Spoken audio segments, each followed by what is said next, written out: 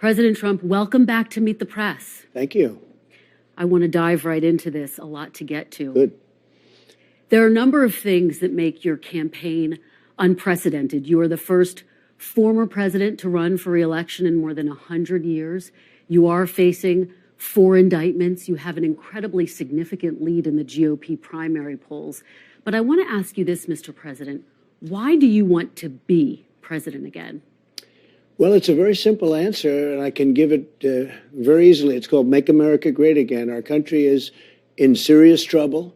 I don't think we've ever been so low in terms of certainly opinion, world opinion, and country opinion. People are devastated. They look at what's happening with millions of people coming in, millions of illegal immigrants coming into our country, flooding our cities, flooding the countryside. I think the number is going to be 15 million people by the time you end this. By the end of this year, I think the real number is going to be 15 million people. They come from prisons. They come from mental institutions, insane asylums. They say, sir, please don't use that term, but it's true. They're terrorists at a level. You know, it was very interesting. On NBC, I saw a poll, and I saw some statistics, and it said in 2019, there were no terrorists. They caught no terrorists. There was nothing that they saw. There was no anything. And now, this year, it's a record number like they've never seen before. So we did a great job at the border. We did a great job with the military. We did a great job with inflation. We had essentially no inflation. We had a great economy. And we didn't have an Afghanistan disaster. We were getting out, but we were going to get out with dignity and pride, not the way they got out. That was a surrender and an embarrassment and horrible. We gave $85 billion worth of equipment to the Taliban. We had death, so much death and so much horrible destruction. And it was a terrible thing. I think it was the lowest point in the history of our country. Now, with all of that, we can change it and we can make America great again. And that's why I'm doing this. Well, and you have talked about a lot. We are going to delve into a number of issues you brought up. You talked about all the people coming across the border. Of course, a lot of families also coming across the border as well. I want to talk to you about that a little bit later on. But first, let's talk about the breaking news today. We learned just a short time ago that the president's son, Hunter Biden, was indicted by a federal grand jury on 3 gun charges. Given that, Mr. President, can you continue to say that there are 2 systems of justice? Well, I think there's no question about it. He had a plea deal that was the deal of the century, the art of the deal. You could write a book on it, the art of the deal. And all of a sudden that was broken up by a judge who was able to, a brilliant judge actually, who was able to see through what was happening. And it's a sad situation. I mean, nobody should be happy about this. I'm not happy about it. Nobody is. It's a very sad thing. It's so bad for our country. But, you know, if you think about it, I've been under investigation from the day I came down the escalator, and a phony investigation, fake investigations, investigations that I beat every single time, still under investigations. But it's a very sad thing, and it's a slippery slope and dangerous, very dangerous for our country. But you talked about the plea deal, but now Hunter Biden's been indicted. He's facing very serious charges. So doesn't that undercut your entire argument that there are 2 systems of justice in this country? It's one of 12 charges. There are 12 possible charges. And he's still under investigation. This is the only charge that doesn't affect his father. Well, he's still under investigation. Well, sure, maybe. I mean, let's see what happens. But this is the only charge that doesn't affect Joe Biden. This was the gun charge. But gun charges are very serious. You know, people have had gun charges and gone to jail for a lot of years. I pardoned some people who I thought it was just horrible what happened, but they were put in jail for many, many years, rappers and others. So, look, it's a bad thing, but it's one of 12. And it's the one charge that doesn't affect Joe Biden. Well, of course, there's no evidence that the president has any link to his son's business dealings. Let me ask you, though, about a second. I don't necessarily agree. He called in. You mean he called in all these meetings? He was calling in on the meetings. He was put on speakerphone and every single day. And the witness literally testified. many, many calls. And what about the fact that he got rid of the prosecutor for $1 billion? Well, the witness who testified. You don't get rid of this prosecutor. We're not giving you $1 billion to Ukraine. He said that. I mean, there are a lot of things here. Mr. President, the witness who testified, though, said that he never heard any discussion of business when President Biden was put on the phone. Wait. You saw the prosecutor thing on television. because I saw it on your network. He said, you don't get rid of this prosecutor, I'm not giving $1 billion. That was looked into as well. And as you know, there was never any wrongdoing. If I ever said that, quid pro quo. Let's move on to what a second Trump term would look Sure. like. When you launched your campaign in March, you told the crowd, quote, I am your retribution. What does that mean? What does that look like? I think retribution is talking in terms of I have to protect people. What they're doing to people is so horrible. They're putting people in jail for long periods of time. Firemen, policemen, accountants, even lawyers. They're in prisons for years now and don't even have trials in some cases. And if you look at Antifa and other groups, practically nothing happened to them. They burned down Portland. They burned down Minneapolis. They took over Seattle. I mean, they literally took over a big chunk of the city. People died and nothing happened to them. We have to protect all people. But when you talk about retribution, are you talking about directing your attorney general to try to go after your political enemies? When I talk about retribution, I'm talking about fairness. We have to treat people fairly. These people on January 6th, some of them never even went into the building, and they're being given sentences of, many years. Are you going to pardon and nothing those is people who've been happening? convicted? Well, I'm going to look at them, and I certainly might if I think it's appropriate. No, it's a very, very sad thing, and they're dividing the country so badly, and it's very dangerous. Well, Mr. President, we're going to delve into that a little bit later on, but I want to stay on this idea of what you mean by retribution. Are you looking to appoint an attorney general who will prosecute the people you tell them to prosecute? I'm looking to appoint an attorney general who's going to be tough on crime and fair. Very simple. And go after your political enemies? No, I would never do that. But Biden has done that. Look, Biden, these aren't indictments against me. These are Biden indictments. This isn't God coming down and very fairly said, Joe, you spoke badly about an election. The election was rigged. There's no question about that. There's so much proof on it. Even if you go to the more modern day proof with the, they call it Twitter files, FBI and Twitter, or you take a look at the Amazon stuff or the Google stuff, or you take a look at 2000 Mules, you take a look at all of the ballot stuffing that's on tape. You take a look at the fact that the legislatures didn't approve a lot of the things that were done in the elections and they had to approve. And we could go on forever. We could go on forever. But no, I want somebody that's going to be strong, respected, tough, and fair. Just to go back to a couple of the points you said, the ballot stuffing, that's something that's been debunked. It hasn't been As debunked. you know, it's on camera. But I do want to keep moving forward. Yeah, but and of course, it's on camera. Hundreds and even thousands and thousands of people. You take a look. True the Vote. Take a look. It's on camera. But Mr. President, they have you know, thousands Republican of pictures. officials But and I know, top but law Kristen, you can't enforcement say officials have they have told you that thousands that's of pictures debunked. of people. I know you have to say that for your network, but you shouldn't say it. Because that's the problem. But Mr. The President, news that's has the truth, lost and you've such been told that. power. Let's stay on track, though, Mr. President. Let's stay on track. But you're with saying this question. it hasn't. We have thousands of essentially motion pictures of people stuffing the ballot boxes. But Mr. President, tens of thousands. They're not stuffing the ballot boxes, and you've been told that by your top law enforcement officials. But let's stay on track because we have so much ground to cover. You have people that went and voted in one place, another place, another place. As many as I understand, 28 different places in one day with 7, 8, 9 ballots apiece. They can't do anymore because it would look too phony. These were professional people. They were stuffing the ballot boxes. It's there. I mean, it's there to see. A lot of people don't like looking at it. 60 different cases all across the country. You lost that, but let's stay on track. We lost because the judges didn't want to hear them. Mr. President, but if this were ever before a court, we would win so easy. There is so much evidence that the election was rigged. And you may not even put the section on your show, and you'll have to decide what you want to do. But people know it was rigged. Look, the media, when I first got involved in politics. As you know, there's no evidence of that. We have so many different topics. Tremendous evidence. I want to talk about what a potential... Listen, let me ask you this. You agree there was Twitter files, right? Mr. President... You agree there were 51 intelligence agents that lied. You agree with that? I'm not the one who's being interviewed. Let's stay on track because I want to talk about... That's rigging the election. Because that's what voters want to hear about, Mr. President. Let's talk about what's happening on Capitol Hill right now. Speaker McCarthy announced that he was launching an impeachment inquiry this week into President Biden? Do you see this as a part of the retribution that you seek? No, not at all. I think, look, you look at the terrible things that have been happening with respect to Biden.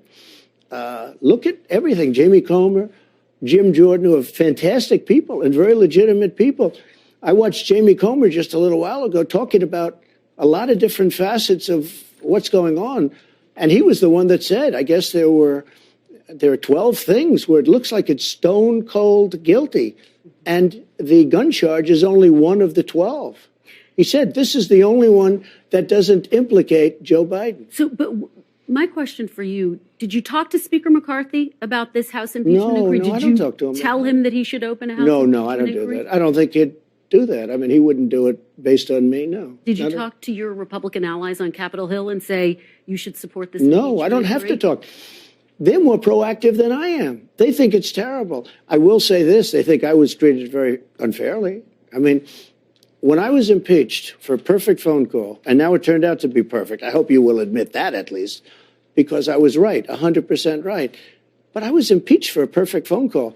And how sad that is. And we had 196-0 vote for Republicans. Very unusual for the Republican Party. I was so proud of them. 196, the entire House, not one person dissented. And then other than Romney, who sort of gave me half a vote, but we had 100% in the Senate. People think I was treated very unfairly. Well, the people who voted I know I was treated. The people who voted for that impeachment say that the phone call that you referenced was about a quid pro quo. It was perfect. But my phone call was perfect. My phone call was saying, please investigate any crimes that you see. And by the way, I'm mandated to do that as the president of the United States. And it was really a call to congratulate him on winning the election.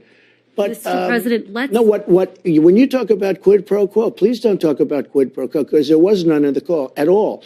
Where there's a quid pro quo was when Biden said very strongly, we're not going to give them the $1 billion unless they get rid of the prosecutor. That's a quid pro quo. Mr. President, let me take a step back here, because a lot of voters say what they want to talk about right now is your vision for the future. Sure. And I've been traveling to a lot of the early voting states, and they say that your focus on the past is a problem for them. What do you say to those voters? I have no focus on the past, except that you have to learn from history. You have to learn from the past. We had an election that was very, very terrible. It was a terrible thing for our country. And you have to learn from that. You can't forget that and just go. Now, with all of the things that we said, I had the best economy maybe in history. We're going to talk about it next. Right. So let's stay on I had track the best with it. economy in history, and I'm going to do it again.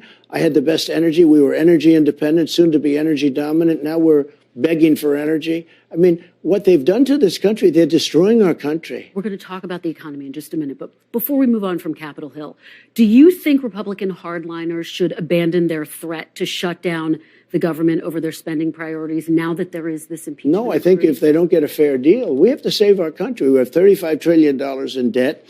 We have to save our country. So you would shut down the government? You'd support that? I'd shut down the government if they can't make an appropriate deal. Absolutely. Okay, let's talk about the economy. And I want to start by talking about this big standoff between the auto workers and the big three auto manufacturers. Yeah. My question for you, Mr. President, whose side are you on in this? I'm on the side of making our country great. The auto workers are not going to have any jobs when you come right down to it, because if you take a look at what they're doing with electric cars are going to be made in China. The auto workers are not going to have any. I'll tell you what, the auto workers are being sold down the river by their leadership, and their leadership should endorse Trump. The reason is, you got to have choice. Like in school, I want school choice. I also want choice for cars. If somebody wants gasoline, if somebody wants all electric, they can do whatever they want. But they're destroying the consumer, and they're destroying the auto workers. The auto workers will not have any jobs, Kristen, because all of these cars are going to be made in China. The electric cars automatically are going to be made in China. So let's talk about UAW's leadership. The president, Shawn Fain, has withheld his endorsement of President Biden, but this is what he had to say about you. Quote, another Donald Trump presidency would be a disaster.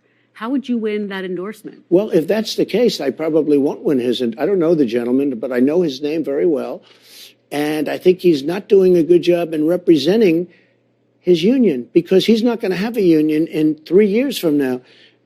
those jobs are all going to be gone because all of those electric cars are going to be made in China. That's what's happening. Number one. Number two, the electric cars are much more expensive and they don't go far enough. So if somebody wants to take a little bit of a long, just like the trucks, if somebody wants to take a little bit of a long ride, let's go to Maine or let's go to Kentucky from New York. You can't do it. I mean, you have to stop all the time. They don't go far enough. They're very expensive. They have a lot of drawbacks. Now, with that being said, some people are going to want them. Some people are going to travel short distances. What they're doing with our trucking industry is a disaster because they want all electric trucks. And a truck on with a large tank, large gasoline or diesel capacity can go up to 2,000 miles. An electric truck goes 300 miles. So what are these guys going to do? They're going to stop every 300 miles and recharge their truck and spend 3 hours? Let's move on and talk about another big picture issue when it comes to the economy. The issue of interest rates, inflation, something that you've talked a lot about. Yeah. The Federal Reserve is obviously independent, but I wonder, Mr. President, if you are re-elected, would you direct your Federal Reserve chair to lower interest rates? Well, you know that I put a lot of pressure on him. It was outside pressure because nobody knows whether or not you can really do that. But I did because I thought his interest rates were too high, and he ultimately dropped his interest rates. The same gentleman, as you know. But it was a lot of pressure. I mean, I was very active on that.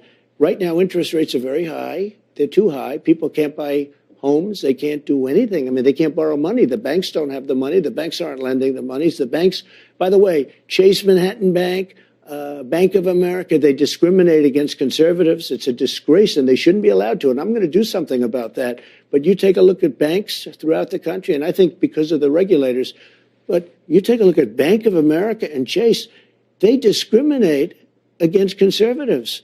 What's and the Republicans. Evidence for that, Mr. President? Oh, we'll give you plenty of evidence. Okay, all right. Well, let's stay on track with this question, though. So just to be very clear, if you were reelected, would you direct your Fed chair to lower interest rates? It depends. It depends. You Depends might. where inflation is. But I would get inflation down because drill we must. We will be drilling for oil. We are going to become, again, energy independent. We are going to reduce our debt because we're also going to become energy dominant. You know, we were ready to go dominant within a matter of months. We would have been making so much money. We have more oil, I call it liquid gold, under our feet than any other country, Saudi Arabia, Russia. And there's no country with more, and it's sweet. It's the finest. We have the best.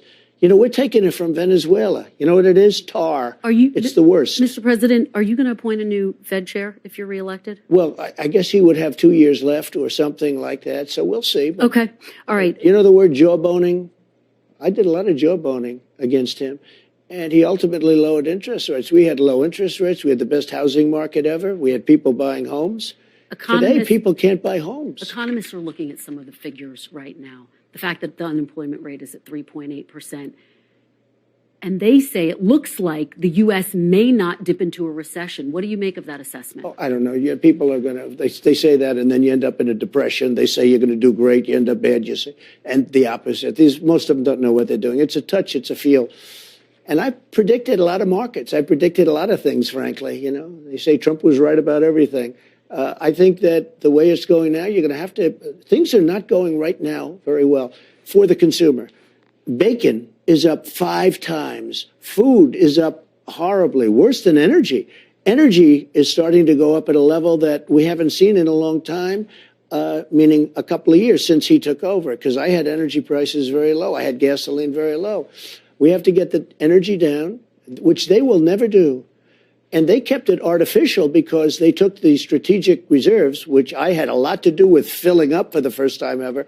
They took the strategic reserves and he issued it to everybody so that he could keep the gas prices down. Now, strategic reserves are at the lowest level they've ever been at, and we need that for war. And there are a lot of factors that have contributed to that. Well, no, the big factor is the fact that he took that oil. Let's talk about taxes. He took that and he wanted to have low gas prices for an election. And now we have nothing left. Mr. President, there are a lot of factors, including global factors, that went into that. Let's talk about taxes, though. I don't know why people stick up for him so much when he makes bad decisions like you.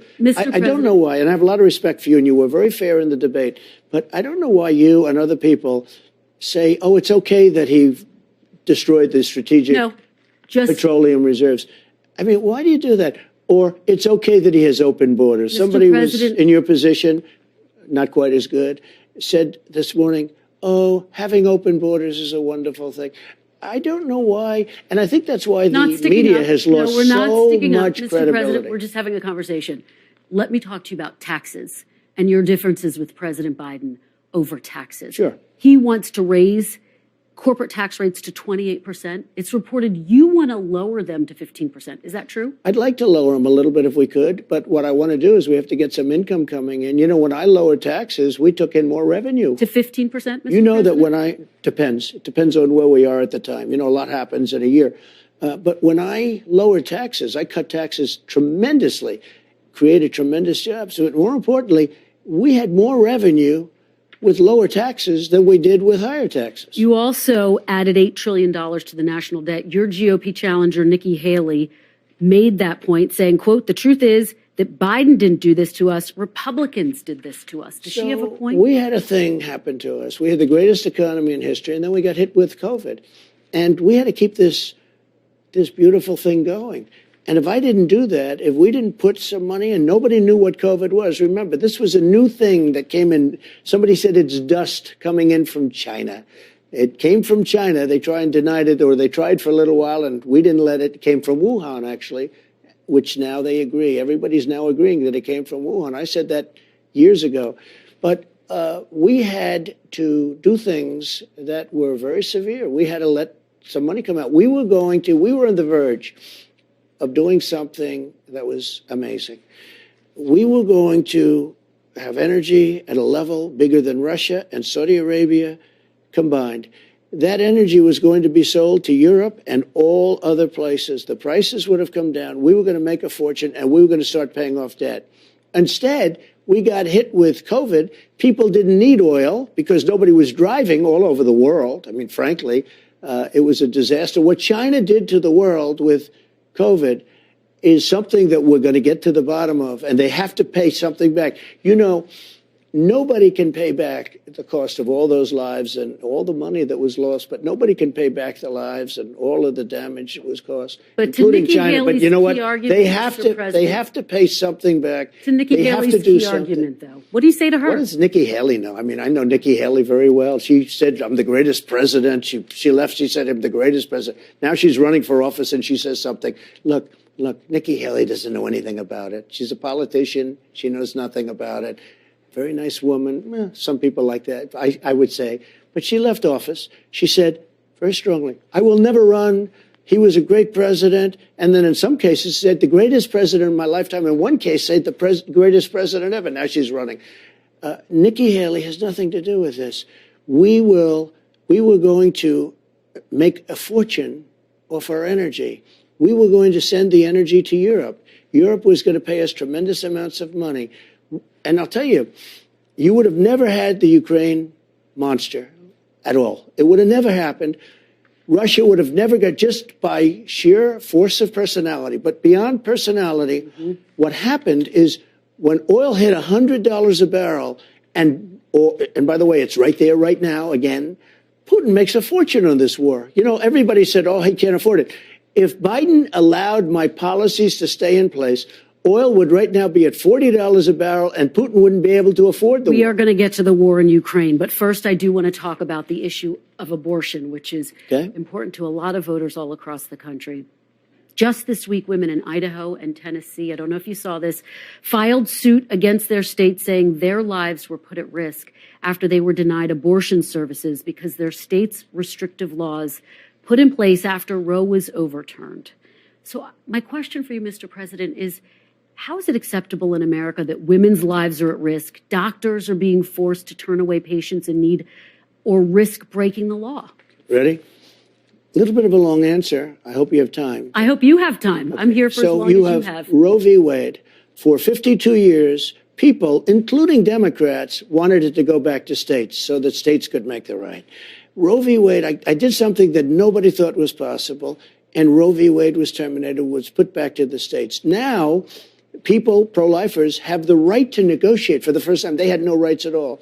Because the radical people on this are really the people, the Democrats, that say after 5 months, 6 months, 7 months, 8 months, 9 months, and even after birth, you're allowed to terminate the baby. Democrats aren't saying that. I just have to. Democrats are not saying that. Of course That's they do. not true. You have a Virginia governor, previous governor, who said after the baby is born, you will make a determination, and if you want, you will kill that baby. The baby is now born. Democrats writ large are not talking about that. Only 1% of late-term abortions happen always in the state of They are the radical people because nobody wants to see abortion after 5 months and 6 months and 7 months.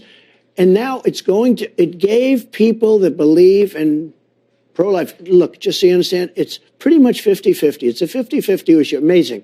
If you look at the charts, it's been 49-51. It's been like that for many years. Goes both ways. 51, both ways. Ready? I was able to do something which gave at least pro-life people a voice. Now it's going to work out. Now the number of months will be determined. And you're going to have something where everybody comes together. Does it bother you, though, that women say their lives are being put at risk? Do you feel you bear any responsibility? Because as you say, you are responsible. What's going to happen, this is an issue that's been going on for a long time, and it's a very polarizing issue. Because of what's been done and because of the fact we brought it back to the states, we're going to have people come together on this issue. They're going to determine the time because nobody wants to see 5, 6, 7, 8, 9 months. Nobody wants to see abortions when you have a baby in the womb. I said with Hillary Clinton when we had the debate, I made a statement, rip the baby out of the womb in the 9th month. You're allowed to do that, and you shouldn't be allowed to do that. Again, no one is arguing for that. That's not a part of anyone's platform, Mr. President. The Democrats are able to kill the baby after birth. Let me talk to you. Nobody wants that. Democrats don't want that so either. We're going to come together. I want to know what you want. I want to know what you're going to do if you're reelected. We are going to come together. Would you sign federal legislation that would ban abortion at 15 weeks? No. Let me just tell you what I do. I'm going to come together with all groups, and we're going to have something that's acceptable. Right now, to my way of thinking, the Democrats are the radicals because after 4 and 5 and 6 months, but you have to say this, after birth, you have New York State and other places that pass legislation where you're allowed to kill the baby after birth. Mr. President, I want to give voters who are going to be weighing in on this election a very clear sense of where you stand on this. I think they're all going to like me. I think both sides are going to like me. What's going to have to happen is you're going to have to listen. You're asking me a question. What's going to happen is you're going to come up with a number of weeks or months. You're going to come up with a number that's going to make people happy, because 92% of the Democrats don't want to see abortion after a certain period of time. If a federal ban landed on your desk, if you were reelected, would you sign it at 15 weeks? Are you talking about a complete ban? A ban at 15 weeks. Well, people are starting to think of 15 weeks. That seems to be a number that people are talking about right now. Would you sign that? I would sit down with both sides and I'd negotiate something, and we'll end up with peace on that issue for the first time in 52 years. I'm not going to say I would or I wouldn't. I mean, DeSantis is willing to sign a 5-week and 6-week ban. Would you support that? You think that goes too far? I think what he did is a terrible thing and a terrible mistake. But we'll come up with a number. But at the same time, Democrats won't be able to go out in 6 months, 7 months, 8 months and allow an abortion. And Kristen, you have to look at this because you said no.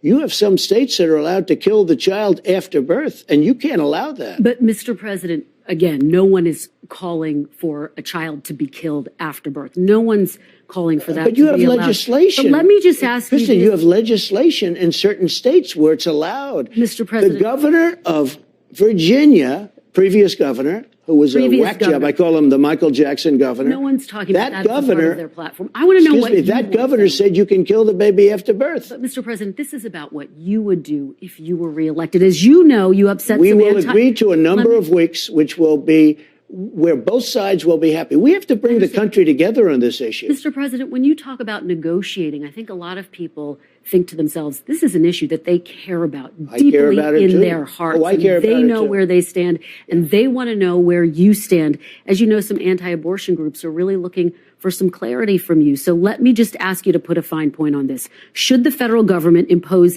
any abortion restrictions, or should it be completely left up to the states? No, I don't think you should be allowed to have abortions well into a pregnancy. But what about the question I just asked you? No, we're going to agree to a number of weeks or months or however you want to define it.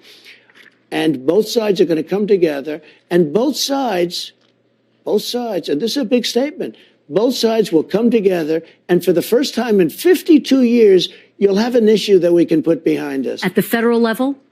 It could be state or it could be federal. I don't frankly care. So you're not committed to a ban at the federal level? I will say this, everybody, including the great legal scholars, love the idea of Roe v. Wade terminated so it be brought back to the states. It sounds like that's what you think, too, that it should remain a state issue. I would say this, from a pure standpoint, from a legal standpoint, I think it's probably better, but I can live with it either way. It's much more important. The number of weeks is much more important. But something will happen with the number of weeks, the amount of time, after which you can't do it. And you know what? The most powerful people that are anti-abortion are okay with that now. And you know what? They weren't okay with that even a year ago. Your former Vice President, Mike Pence, believes that a fetus should have constitutional rights. Do you believe that, Mr. President? Mike Pence said something about 15 weeks, too, which was a big change for Mike Pence because Mike Pence had no exceptions. I have exceptions, by the way. I think people should have exceptions. I think if it's rape or incest or the life of the mother, I think you have to have exceptions. Does a fetus have constitutional rights, Mr. President? And a lot of people, when they don't have exceptions. Now, I will tell you that I think most people, most Republicans are willing. You go life of the mother, rape, incest. I think most of them are there. But should a fetus have constitutional rights, Mr. President? Well, I don't know what he's saying, because before he wanted, you couldn't have abortion. But what are you saying? Now all of a sudden, excuse me. Now all of a sudden he's saying 15 weeks. I said, wow, where did that come from? That's a radical change. Look, something is going to happen that's going to be good for everybody. And that's what I'm almost like a mediator in this case. They wanted Roe v. Wade terminated because it was inappropriate. We got it done. Something's going to happen. It's going to be a number of weeks. Something's going to happen where both sides are going to be able to come together. And then we'll be able to go into other things like the economy, our military. Are you saying a federal ban with exceptions? Is that what you're saying? What I say is very simple, because you can't put words in my mouth like that. Because you've been hearing me talk about this issue, and I think talk about it very productively. It could be a state ban. It could be a federal ban. But Democrats want that, too.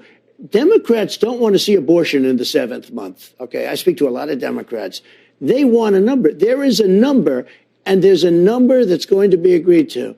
And Republicans should go out and say the following, because I think the Republicans speak very inarticulately about this subject. I watched some of them without the exceptions, et cetera, et cetera. I said, other than certain parts of the country, you're not going to win on this issue, but you will win on this issue when you come up with the right number of weeks, because Democrats don't want to be radical on the issue. Most of them, some do.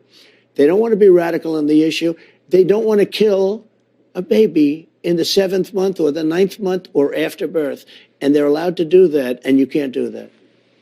I have a very robust foreign policy section to get to. Okay. I do want to give you an opportunity to talk about some of your legal challenges. So if we could do that first, and then we'll move on to foreign policy. You are facing 4 indictments. Biden indictments, excuse me. Biden political indictments. He said to the Attorney General. He said he's had nothing to do with it. He said to the Attorney General, indict him. They put in the New York DA case, which everybody admits isn't even a case. Mr. President. They're Biden indictments. There's no proof of that. You know what? He started something that's a very slippery slope. He said, I've got a guy that's beating me in the polls. I'm beating all the Republicans by a lot, and I'm beating him by a lot. I have somebody that's beating me in the polls. Indict him. And they, not only that, they took their top person in the Department of Justice and put him into the Manhattan DA's office. They're dealing with Fannie Willis all the time. Mr. President, the Attorney General appointed a special counsel to investigate you, President Biden, and President Biden's son, Hunter, who was also indicted today. But I do want to move. President Biden does not fall within the Presidential Records Act. And frankly, you don't ever hear anything about the special counsel. But they gave me this deranged person named Jack Smith. He's a deranged lunatic. I fall within the Presidential Records Act. It's very simple. It's a civil thing. In fact, the New York Times, of all institutions, did a story. And it was headlined, "Please, please, please, Mr. President, could we take a look at the documents?" And they said in the story that the only way you can get documents from a president is if you go there and say please, because this is civil and they won't even have a lawsuit. They may have a civil lawsuit at most, but they probably don't even have a civil lawsuit. And this should never have been an indictment. There's no criminal. Now, there is criminal for Joe Biden because he was a senator and he was a vice president. Well, the charges you're facing don't have anything to do with the Presidential Records Act. But let me ask my question so we can get to foreign policy. Wait a minute. This comes within the Presidential Records Act. That's what it's about. Let me just ask these questions, and then we can move on to some other topics. You are facing 4 indictments, 91 felony charges. If you would say it properly, I'm facing 4 Biden indictments. He told the Justice Department to indict him, or Merrick Garland said, let's indict him. Let me ask you this, Mr. President. They indicted their political opponent. I just want to hear from you on this. I want to know what's in your head. When you go to bed at night, do you worry about going to jail? No, I don't, really. I don't even think about it. I'm built a little differently, I guess, because I have had people come up to me and say, how do you do it, sir? How do you do it? I don't even think about it. These are corrupt people that I'm dealing with. They're destroying our country. I don't even think about it. All I think about is making the country great, making America great. Look, these are political, these are Banana Republic indictments. These are third world indictments. The President of the United States sees how we're doing. We have a movement, the likes of which has never happened in this country before. And you see it with the polls. I mean, I'm up on these people by 60 points and 59 points. I don't mean I'm at 59. I'm leading them by 59. You almost say, like, why are they campaigning? Asa Hutchinson, he's at 0. Christie's at 2. Other ones are at 1. DeSanctimonious is at 9. I just see a poll coming. I mean, I'm leading him by 60 points. Mr. President. And you say, why are they doing it? But here's what they did. They saw this happening. And he went to the Attorney General of the United States and he told them, indict Trump. There's just no evidence of that, Mr. Why? President. Because you mean but let's stay on track. Look at all the lies he's told. Mr. President, I want to talk about Kristen, wait a minute. Wait. Could I say one thing? Look at all the lies he's told over the last couple of weeks. He said he was at the World Trade Center, and he wasn't. He said he flew airplanes, right? He didn't. He said he drove trucks, and he didn't. Everything he says is like a lie. It's terrible. Mr. President, even his handicap in golf, he said he's a 6. He's not a 6. I want to stay focused on you okay, for the purposes of this interview, okay? Because it's important that we hear from you about all of this. Well, I'd like you to, but you keep interrupting me. Tell me, Mr. President, tell me what you see when you look at your mugshot. I see somebody that loves this country in me, that loves this country. I see tremendous unfairness. I think very few people would have been able to handle what I handled. When I was coming down the escalator with Melania, I was already under investigation because they saw how well I was doing in the polls. And it just got worse and worse. And we caught them. We said they were spying on our campaign. It turned out to be true. They had the fake dossier. That turned out to be true. It was paid for by the Democrat Party. It was all fiction. All of these things happened. Impeachment hoax number 1, impeachment hoax number 2. I've been treated very badly, and I've won every single time. When you say, do I sleep? I sleep. I sleep because I truly feel that in the end, we're going to win. I think we're going to win an election the likes of which nobody's ever seen before. I don't think anything's going to stop it. Nothing's going to stop it because people see what's happened to our country. We're not respected in the world. Look at other countries. Look at what's happened. Everybody's going to the side of China, Russia, Saudi Arabia. We're going to talk about that. No, Mr. President, China I want to delve into foreign world. policy, but let's get through this, and then I want to talk to you about all of those issues you just talked about, Mr. President. By the way, do you think your former chief of staff, Mark Meadows, is still loyal to you? He just pleaded not guilty in the Georgia Well, I hope he's loyal to me. I mean, do you worry about him flipping? Wrong. Do you worry? I didn't about do him? anything wrong. Okay, let's talk about Georgia. I want to talk about that phone call that you made to Georgia's Secretary of State, a Republican, By the way, Brad Raffensperger. that was even more perfect than my call to Let's talk about it. the president of Ukraine. Okay. It was a perfect call. Just before you start, many top legal scholars, almost everyone, but many have analyzed that phone call. That was a phone call made in front of, I guess, 7 or 8 lawyers. Brad Raffensperger, the head, who, by the way, last week said, I didn't do anything wrong. He said that was a negotiation. Brad Raffensperger, who I was dealing with, I appreciate that he said that, but he said last week, I didn't do anything Let's talk wrong. about it so we can move on. You said in the let call. me just tell you one other thing. When I spoke, I knew I was probably being taped. I didn't ask, but I knew I was probably being taped. You know, they illegally taped me because they taped me in Florida. It's a 2-party state. You know that, right? So they illegally taped the call. But forget about that for a second. I knew that there were many lawyers on the phone from the other side. There were many people. There were many people on the phone. When I told them, I said the election was rigged. I said all sorts of things about the election, And which they told you it believe it wasn't. 100%. They told you it wasn't. No, I have all the facts. Look, I have all the facts. In one way, I looked for a trial because it was so dishonest, okay, so rigged, and such a dangerous thing for our country. We have to have borders and we have to have fair elections. We have neither. But I want to talk about the border. I want to talk about the border, but we have to when get I through spoke in this. front of Brad Raffensperger, who again last week said I didn't do anything wrong. Well, it Brad sounded like you were Raffensperger asking for him to said come it up was with a negotiation. 11,000 votes. No, and you know that. You're terrible when you say this. You're off to a bad start because what I said was very simple. I got cheated in this election. He told you and didn't. all I need is like 11,000, whatever the number was. Brad I got cheated Raffensperger, in who's the a election. Republican, said you didn't get Well, cheated. he said that, but we have to go and see. You know, there's some court cases out there. We want to go into Fulton County and we want to see the real votes. And it's so hard. He said they looked into it. The election had been they can certified look into 3 it. I don't want times. them. I want to look into it.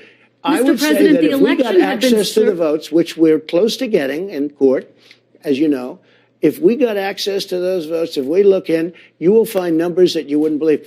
More importantly, though, let me just say this. I want to get through this, Mr. President. Kristen, you so have we to just can hear me get out for to 1 the second. Foreign policy section. We had, because you say something and then you want to go into the next subject.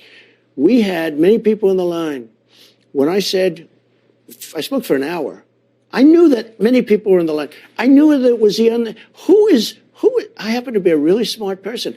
Who is going to be talking badly when I have lawyers and many other people on the line? Nobody's going to say something bad. But if it was bad, why didn't they say, sir, that was very inappropriate of you to say? Nobody said that. Nobody said, sir. It was only a long time after the call that somebody said, oh, maybe he said something wrong. They said, this sir, is a there's hoax. no evidence. This is a hoax, that it's just like been rigged. Russia, just like Ukraine.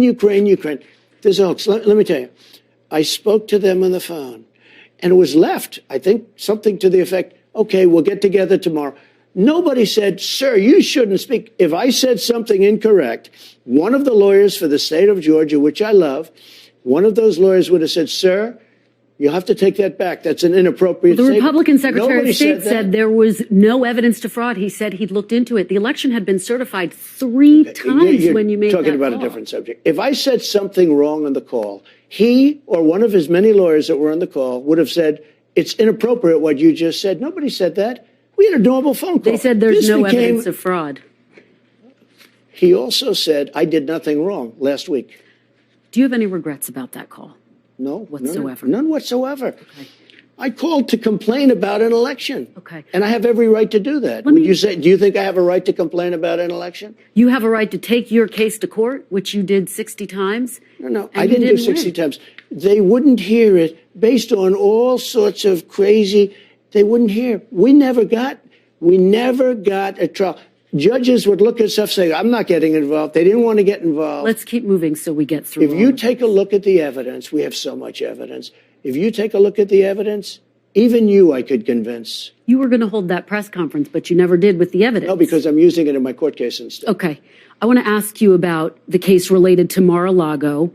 A new charge suggests you asked a staffer to delete security camera footage so it wouldn't get into the hands of investigators. Did you It's do false. that? It's Totally false. But let me tell you what Would you else. testify Let to me that tell- under sure, oath? I'll testify. You testify to that under Look, oath? It's a Okay. fake charge by this deranged lunatic prosecutor who lost in the Supreme Court 9-0, and he tried to destroy lots of lives.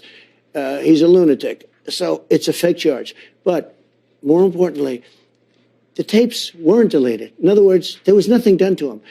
And they were my tapes. I could have fought them. I didn't even have to give them the tapes, I don't think. I think I would have won in court. When they asked for the tapes, I said, sure, they're my tapes. I could have fought them. I didn't even have to give them. Just so you understand, though, we didn't delete anything. Nothing was deleted. So that's false. The people who testified. Number one, the statement is false. Much more importantly, when the tapes came, and everybody says this, they weren't deleted. We gave them 100%. Okay. And just so you know, I offered them. I said, if you want to look at tapes, you can look at them. Let's move on to January 6th and the allegations that you tried to subvert the election. And again, I just want to give you a chance to talk about this because voters want to hear about this. The most senior lawyers in your own administration and on your campaign told you that after you'd lost more than 60 legal challenges, that it was over. Why did you ignore them and decide to listen to a new outside group? Because I didn't respect them. You'd hired them. Sure, but that doesn't mean, you hire them. You never met these people. You get a recommendation. They turn out to be rhinos or they turn out to be not so good. In many cases, I didn't respect them. But I did respect others. I respected many others that said the election was rigged. Look, we have many people, and it's my choice. I happen to know that the election was rigged. Okay, I know it because I have there's so much proof of ballot stuffing. It's amazing. Right just a little while ago, in terms of the modern history, where the 51 intelligence agents said very specifically they lied. They all lied. And they said about the laptop that it was Russia disinformation. That was a lie. That had a huge impact on the election. In fact, the pollsters say over 10 points. I didn't need 10 points. I needed 1/10 of a point. If you take a look at the Twitter files with the FBI and Twitter dealing, that had a huge impact on the election. Just those things. But in addition to that, you have ballot stuffing, you have a lot of When you say you needed 1/10 of a point, you needed 1/10 of a point. I needed a very small. I think somebody said 22,000 votes. To win? Yeah. If you divide it among the states, it was 22,000 votes, something to that effect. Yeah. To win the election? Yeah, if I would have had another 22,000 votes over the whole. But look, they rigged the election. If you look at Pennsylvania, but Mr. President, you're saying you needed more votes to win the election. Are you acknowledging you didn't win? If you look at all of the statistics, all of the votes, they say 22,000 votes, over millions and millions of votes, 22,000 votes. So when they do Twitter files, or when they have 51 intelligence agents come out and lie that the laptop from hell was Russia disinformation, and now they find out it's not. But they knew that at the time. They cheated on the election in that way, too. I just want to be clear, though. Are you saying you needed those votes in order to win? Are you acknowledging you didn't win? I'm not acknowledging. No, I say I won the election. Okay.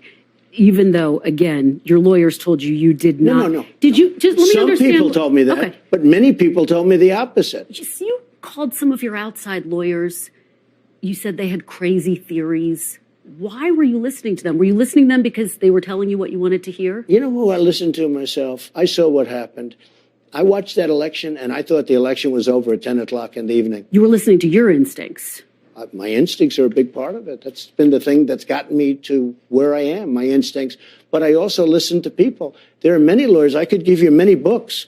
There are books that are written on how the election was rigged. There are numerous books that were written on how the election was rigged. Just to be clear, were you listening to your lawyer's advice or were you listening to your own instincts? I was listening to different people, and when I added it all up, the election was rigged.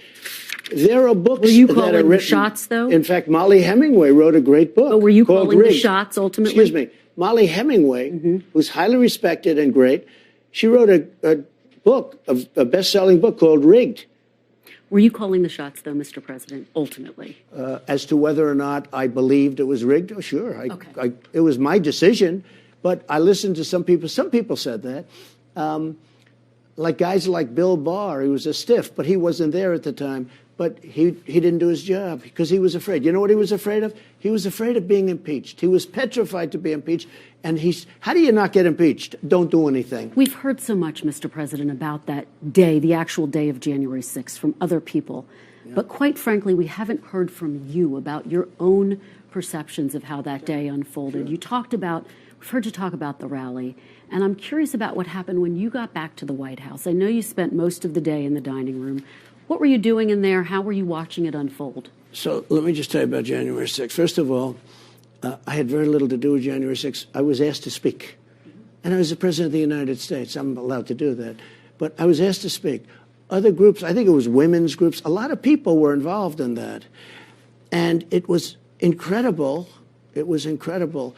It was, I think, the largest group I've ever spoken. You never see that. You never see pictures of the group that I was speaking to. I think it was the most people, and I've spoken to some very large groups. Hundreds of thousands of people were there, and it was a beautiful, beautiful sight. But just so you understand, I went and I spoke. And by the way, peacefully and patriotically, and all of that, which wasn't reported, but when I spoke, I have had senators go up. They said, I've never heard you speak so moderately. You were very moderate. What happened when you got back to the White House? Well, wait, let me just say.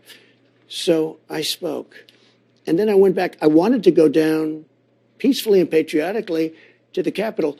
Secret Service, who I have great respect for, said, sir, it's better if you don't do that. It could be unsafe, because they didn't mean because of riots, because, it takes one guy with bad intentions, okay? So I didn't have a dispute with them. You had that one person said, I grabbed the man around the neck.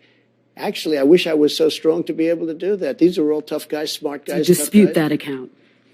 Dispute it? Who wouldn't dispute it? She's the craziest account I've ever heard. You mean that I was in the Beast, and she said I was in the Beast, and the Secret Service didn't win. So I took a guy who was like a black belt in karate and grabbed his neck and tried to choke him. What happened? How ridiculous. Just so you understand, and I have great respect for Secret Service, by the way. They're fantastic. The Secret Service said, sir, it would be better if you did. And I said, I'd love to do it. They said it would be better until we went back to the White House. Just so you understand, I spoke. I made a very nice speech. I wasn't Maxine Waters that calls for people's death and some of these. Take a look at what these other people say. What happened it's when so you got ridiculous. to the White House, though? Where did you watch all of the events unfold? Much more importantly, I offered 2 days before, 2 or 3 days before, 10,000 soldiers, right? And they were going to go because everybody was telling me, I knew it was going to be big in terms of the crowd, because everybody I spoke to said, hey, I'm going down on January 6th. I'm going down. I'm going to listen to your speech, etc. And there were other speakers. I wasn't the only speaker. There were many speakers. But wait a minute. I offered 10,000 people to the mayor of Washington, D.C., Nancy Pelosi, both of them, Nancy Pelosi, and to the mayor of Washington. And they turned it down flat. And the police commissioner was very nasty about it to her. And he testified. And here's what happened. The January 6th unselect committee of thugs and horrible people, the unselect committee destroyed all the evidence. They say they didn't do that. We did ask them. We did ask the January 6th committee. Well, they announced that they destroyed and deleted most of the evidence. They say some of the evidence is still under review. I want to know what. I want to know about your perspective, Mr. President. Wait, Kristen, I want to they ask put out about an announcement that they destroyed the evidence, and they destroyed all the stuff having to do with Nancy Pelosi, and they wouldn't let her testify. We said, why isn't she testifying? It was a whole rigged deal. Why isn't she testifying? I offered them 10,000 soldiers. She turned them. I want to know what know that you she's in did charge on of that security. day. I want to know. You're the President of the United States, though. She's in charge of Tell me security. how you watched this all unfold. Were you in the dining room watching TV? I'm not going to tell you. I'll tell people later at an appropriate time. Just so you understand, however. What did you And I do when made the beautiful Capitol was statements. under attack, though? Let me Mr. just tell President? you. In the moment that the Capitol Did you was see under the attack. statements I made in the Oval Office and just outside of the Oval Office? Absolutely. I Go was there home. that day. Our police are great. We love our police. We love everybody. Go home. This was a beautiful at statement. 4 Well, o'clock that in the statement was afternoon, made- more than I don't know. 3 But hours after the But there attack were started, tweets that were Mr. put out President. before that. I want to know who you called By the way, on that day. Nancy Pelosi. I wanna don't talk have. about Why that would day. I tell you that? Listen, Don't wanna Nancy talk about Pelosi that? was in charge of security. She turned down 10,000 soldiers. If she didn't turn down the soldiers, you wouldn't have had January 6th. Did you call military or law enforcement? What? Did you call military or law enforcement at the moment the Capitol I'm not was going under to attack? tell you anything. Let me put it this way. I behaved so well. I did such a good job. Nancy Pelosi turned down 10,000 soldiers. If she didn't do that, But and now Nancy I understand. Pelosi doesn't have the I authority understand that the you police have as testified commander-in-chief, though. Listen to me, Kristen. Listen to me. I understand that the police testified against her, the chief very strongly against her, Capitol Police, great people. They testified against her, and they burned all the evidence. Okay, they burned all the evidence. Mr. They President, destroyed all the evidence about Nancy Pelosi. what do you say to people who wonder why you as commander-in-chief, you have authorities that Nancy Pelosi doesn't have as commander-in-chief? No, she has authority over Why the didn't Capitol. you send help in that moment, though? Frankly, just so you understand, I assumed that she took care of it. She turned down. But when you realized that the National Guard wasn't coming? Well, when you don't help realize wasn't coming? anything until quite a while. National Guard not coming. I asked it to be there 3 days in advance, and she turned it down. She says that request was never officially made. Oh, just stop so it. you know. Let me just tell you. Let me ask you The about mayor of pardons, let me Mr. tell you. President. The mayor of D.C. gave us a letter saying that she turns it down. Okay, we have it. Nancy Pelosi also was asked, and she turned it down. The police commissioner I'm talking of about the Capitol day Police, of, wait a minute. Yeah. Capitol Police said that he wanted it, and Nancy Pelosi wouldn't accept it. She's responsible for January 6th. Mr. President. Nancy Pelosi's responsible. Mr. And President, the you're the J6 president, committee though. You refused to interview You have her. authorities that no one else has as the commander-in-chief. Do you think you showed leadership on that day? Yes, absolutely, I did. Okay. And I showed calm. Nancy Pelosi is responsible for the security, and she did a terrible job. Looking And by the forward, way, from what I understand, they burned all the evidence. Okay, she says she never got an official request. They say they didn't, she's but that's so- what you're saying. Really? Let's talk about. And her daughter taping her. Let's Her talk daughter about- happened to be a documentary. Let's talk about potential a documentary pardons. worker just happened to be there Let's- taping her at the time. Let's talk about potential pardons because a lot of your supporters are wondering about that. Proud Boys leader Enrique Tarrio was sentenced to 22 years in jail. Now that you know what the sentence is, 22 years in jail, will you give him a pardon? Will you give ready? other Proud Boys a I pardon? don't know him. I never met him. I never heard of him until I started reading this Will stuff. you pardon him? But I want to tell you, he and other people have been treated horribly. Antifa killed people, and those guys didn't even get tried in many cases. There's no They evidence put that these he was guys in there. jail for 17, 18, and 22 years. They didn't kill anybody. Some of them never even went into the Capitol. Some of them weren't even in D.C., and they got a 22 or a 17-year sentence. 16, 18, More than 1,000 15, people have 22. been Wait a charged, minute. Mr. Wait a minute. President.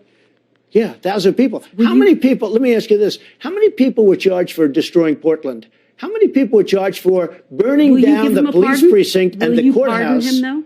Will you pardon him? in Minneapolis? I'd certainly look at it. I'd look at that, and I'd look at all the other people that have suffered, the J6 people. Mr. President, let me ask you one final question, then let's move on to foreign that policy. didn't even go into the building have suffered gravely. And you have to say one system of justice, right?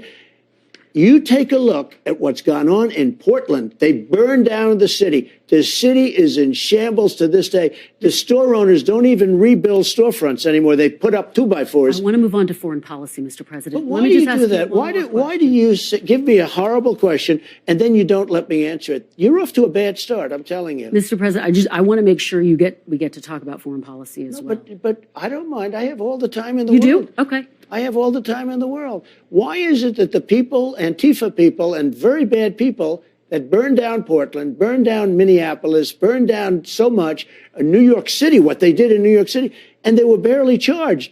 And yet the people in Washington, in some cases, never even went into the building. They've been persecuted. They've been persecuted. The people who were charged in January 6th, some of them were charged with sedition. Some of them were charged for violating the Capitol. But many of these people have been Your persecuted, supporters, what they've done to them. Your And they supporters didn't should do not this be to the done. people that burned down. You take a look at Portland. It's like a burned down hulk of a city, including the federal courthouse. Mr. President, if you were reelected, would you pardon yourself? I could have pardoned myself. Do you know what? I was given an option to pardon myself. I could have pardoned myself when I left. People said, would you like to pardon yourself? I had a couple of attorneys that said, you can do it if you want. I had some people that said it would look bad if you do it, because I think it would look terrible. I said, here's the story. These people are thugs, horrible people, fascists, Marxists, sick people. They've been after me from the day I came down the escalator with Melania. And I did a great job as president. People were acknowledged. Great economy, great jobs, great this, great that. Rebuilt the military, Space Force, everything. I could go on forever. Let me just tell you. I said the last thing I'd ever do is give myself a pardon. I could have given myself a pardon. Don't ask me about what I would do. I could have, the last day, I could have had a pardon done that would have saved me all of these lawyers and all of these fake charges, these Biden indictments. They're all Biden indictments, political. They indicted, they want to arrest their political opponents. Only third world countries do that, banana republics. So, ready? I never said this to anybody. I was given the option. I could have done a pardon of myself. You know what I said? I have no interest in even thinking about it. I never even wanted to think about it. And I could have done it. And all of these questions you're asking me about the fake charges, you wouldn't be asking me because it's a very powerful thing for a president. I was told by some people that these are sick lunatics that I'm dealing with. Give yourself a pardon. Your life will be a lot easier. I said, I would never give myself a pardon. Even if you were reelected in this moment? Well, I think it's very unlikely. What did I do wrong? I didn't do anything wrong. You mean because I challenged an election, they want to put me in jail? I challenged an election, but I challenged a crooked election. So it's not. It was a rigged radar election. Right now. I challenged a rigged election. And now I'm going to win for a third time. I just hope they have better vote counters. Let's move on to foreign policy, Mr. President. I want to talk about the war in Ukraine. I want to big picture get a sense of how you see this conflict. Do you see the security of Ukraine as critical to the security of the United States? Okay, let me talk about it without interruption. Right? Ukraine would have never happened if I were president. If this election weren't rigged, Ukraine would have never happened. You would have hundreds of thousands of people, including lots of soldiers, still living. The cities would be flourishing, or at least up. These are cities that can never be rebuilt again, certainly not the way they were. Magnificent buildings, all ripped down like a demolition site. It would have never happened for two reasons. Number one, and most importantly, Putin has a lot of respect for me. And he wouldn't have played games. And I told him, don't ever go in. And he would never have gone in. This was only after I left that this happened. Likewise, President Xi would never, ever be talking about Taiwan the way he's talking about it right now. And they didn't. They weren't talking about it. It was only after I left. He would have never gone in. Equally as importantly, oil prices would have been at $40 a barrel instead of $110 a barrel. So he wouldn't have been able to afford going in. He actually is the only nation that made money because oil has been driven up so high by stupid people like Biden. Biden is an incompetent man. And what happened is oil. In fact, you're going to hit a new high very soon again. That means Russia. Russia makes money from oil. Russia is going to make a lot of money. And because they're making a lot of money, there's no reason for them to settle other than humanitarian reasons. And let's not assume people are going to be so humanitarian. So Putin would have never gone in because oil was at $40 a barrel. And he wouldn't have been able to afford to have gone in. At $100 a barrel, he made a fortune. And that's one reason. The other reason he wouldn't have gone in is because I said, don't go in. Don't even think about it. Just to that key question, though, Mr. President, do you think that our security, the United States security, is linked to Ukraine's security? I think that Europe has to do more. We're in for $200 billion. They're in for $25 billion. And it affects them more than it affects us. It certainly affects them much more than it affects us. So you do think that it's linked in some way? I think Europe has taken advantage of a stupid president. You've probably... Look, Biden should say to them, you have to equalize. You have to catch up. You know, Europe is about the same size as our economy if you add them all up, add the countries up. It's about the same size. And Biden should say to them, like I did with NATO. You know, NATO, they all owed money. I said, get your money in. And we had over $430 billion put in almost immediately. And the head of NATO, Stoltenberg, Secretary General, nice guy, he said to me, most amazing thing I've ever done. And he said it publicly, too. He said, Bush would come in, make a speech and leave. Obama would come in, make a speech and leave. Trump came in and said, you guys aren't paying your bills. And I got him to pay. You know, they asked me something, which hasn't been reported, but the media knows it. We had a meeting of the 28 countries at that time, 28 countries. And they said to me, are you saying, sir, because I said you got to pay your bills, are you saying, sir, that you won't protect us against Russia if we don't pay? I said, sorry to tell you, that's what I'm saying. You know what happened? Yeah. They started sending us money like, and I was never given credit for it, but you wouldn't even have a NATO if it wasn't for me. Let me ask you, Mr. But here's the President, thing. about The your European strategy. countries have to start paying their share because do- we are having to do with Ukraine. Because we're at 200 billion and they're at 20 or 25 billion. It's so unfair. Let me ask you about your strategy, though, because you have said you want to end this war in 24 Yeah. hours. You saw the meeting between Kim Jong-un and President Putin. all Do right. you think that complicates your strategy if you were reelected to try to end this Look, war in 24 it hours? would have been easier if the war didn't start and you'd have hundreds of thousands of people living, most importantly. But it would have been a lot easier if it didn't. But I can get it done and I can get it done quickly. How do you do it? Can There's you paint another a picture example. You for me? talk about Can you Kim paint a Jong. picture? How You does it talk happen? about Kim Jong Un, right? I got along great with Kim Jong Un after the first month or two when we were sparring, but I got along great with him. We were in no danger. There was President Biden said, and he felt even now, and President Obama told me when we sat down. Obama told me, and Biden still to this day, except I don't think he knows he can't put two sentences together. But President Obama told me our biggest threat is from North Korea. We're going to end up in a war. We didn't end up with a war with North Korea. We were going to make a deal. I would say I would have had a deal made with North Korea shortly after the election, had the election not been rigged. How do you end this war, though? Talking of deals, how do you end this war in Well, 24 hours? I can't tell you exactly because if I did, people understand. If I tell you exactly, I lose all my bargaining chips. I mean, you can't really say exactly what you're going to do, but I would say certain things to Putin. I would say certain things to Zelensky, both of whom I get along. Don't forget, Zelensky did something that was very honorable.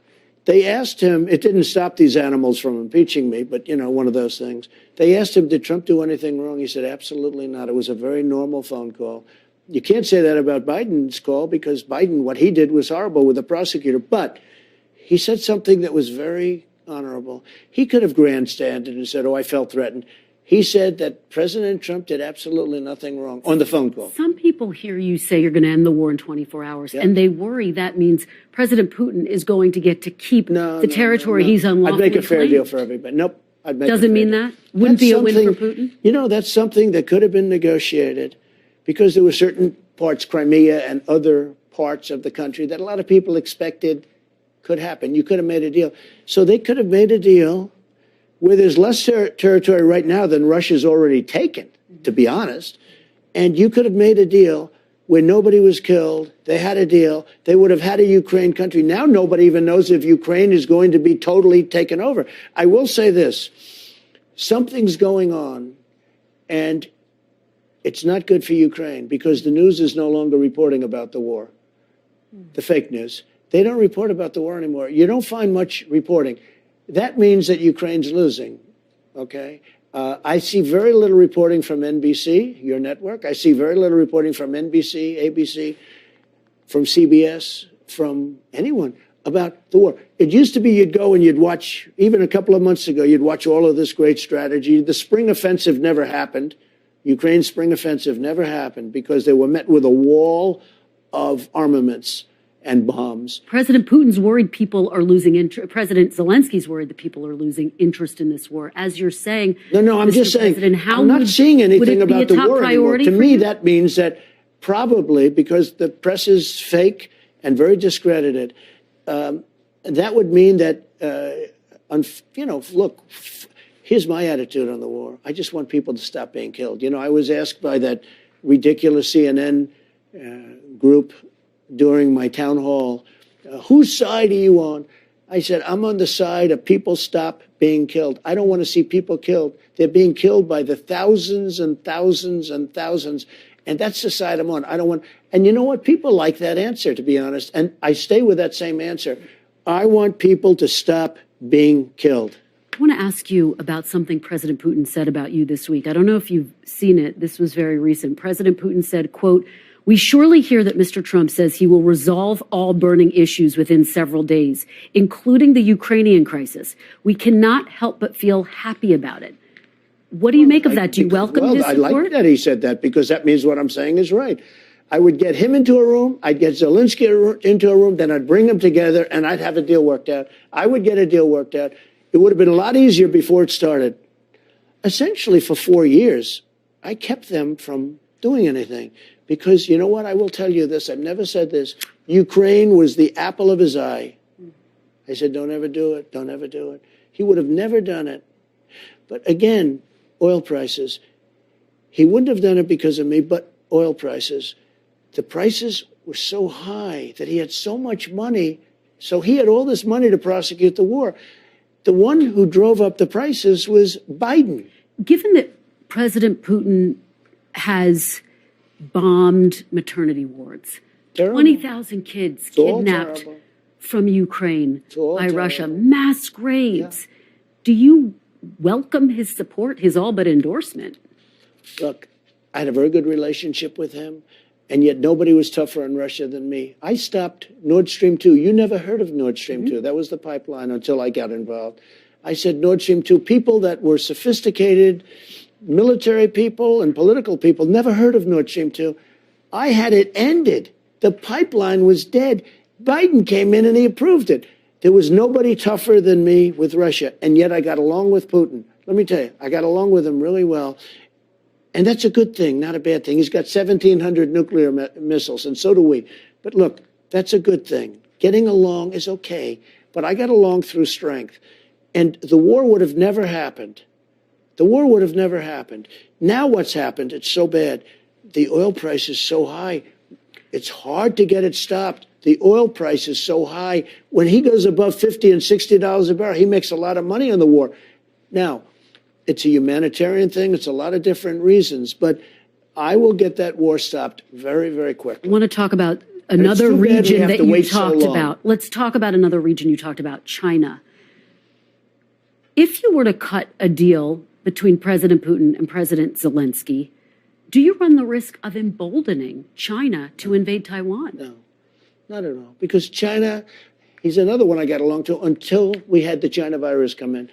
Once COVID came in, okay, once it was like, I made a great trade deal with China, one of the greatest deals ever made for the farmers and for the manufacturers. $50 billion a year is a great deal. I don't even talk about it because once COVID came in, it was like, I didn't want to talk about anything. I was a much different person. What happened to this world, not our country, the whole world, what happened with COVID.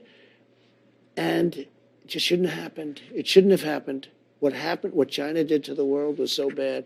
But I had a great relationship with President Xi, really great relationship. And he was going to stop fentanyl from coming in. He was going to do a lot of, he was going to criminalize it if you made it. In China, they have a death penalty for drug deals. He was going to make that with fentanyl dealers too. But then the election didn't work out, and he never had to do that. I know you've been asked this, but very quickly, if China were to invade Taiwan, have you made a determination, again, since voters are about to go to the polls, would you send the U.S. military into Taiwan if President Xi were to invade? President Biden says he would. I won't say, because if I said, I'm giving away, only stupid people are going to give that answer. I heard the other day, DeSanctimonious said something about he was going to do this or he was going to do that. I say, well, why is he saying the strategy? You can't say that. So when you ask me that question, I would never say that because you give away all your options. But you don't take it off the table. I don't take anything off the table, no. If elected, you say you would order the Defense Department to use special forces to inflict maximum damage on drug cartels. No. People said I said that. Okay, what would you do? I didn't say that. What would you do? I wouldn't tell you what I'd do. Why would I say that? Because, again, you don't want people to know your strategy. Now, people said, they leaked and said things that I said this or I said that, or I was going to hit them with Patriot missiles, the drug dealers in Mexico. But I will say, and horribly, that they kill 250,000 people in the United States every year. You never hear that number. You hear 100,000. I think it's much more. They destroy families because when you lose a son or a daughter to fentanyl, or a wife or anybody else, but when you lose a son or daughter, your life is destroyed, their lives are destroyed. They've destroyed so many families. It comes through Mexico. Mm-hmm. Something's got to be done. If we were in war, we would lose 250,000 people. We're losing more people than you lose in just about any war that we've ever had, and we lose them on a yearly basis. Something has to be done, and it has to be done fairly quickly. Ron DeSantis says he's in this race to finish the border wall. What do you say to that? Well, I built 500 miles of border wall. It was great. It was just what as you know, the Border Control Board and everybody else, Border Patrol. I had them in my office. We were going to do concrete plank, 40 feet high. They didn't want that. They wanted you see-through. They wanted to be steel, concrete, and rebar. I did everything. I gave them the wall that they wanted. You know, we tested it. We had mountain climbers test the ones that's the wall we built. I built almost 500 miles of wall. We were then going to build another 200 miles of certain areas that all of a sudden people were coming into areas that they couldn't come into anymore. And we were all set to do that. It was all bought. And all Obama had to do, all Biden had to do, it could be Obama too, because a lot of people think he's calling the shots, so who knows. But all Biden had to do is go out and put it up. And he not only didn't put it up, he took it off the site and they put it in yards hundreds of miles away so that Texas and Arizona couldn't get it. I had the safest border in history. I had the best border in history. We had the lowest drug numbers for years and years and years, decades. We had the lowest drug numbers. We had the lowest human trafficking numbers. We had the least number of people coming across. All he had to do is go to the beach like he does all the time. If he went to the beach and didn't do anything, we'd have a great border right now. Final question, Mr. President. You have met with prime ministers, kings, queens, dictators. You've seen it all. As you think about the possibility of a second term, do you still think that democracy is the most effective form of government? I do, but it has to be a democracy that's fair. This democracy is, I don't consider us to have much of a democracy right now. They indict their political opponent.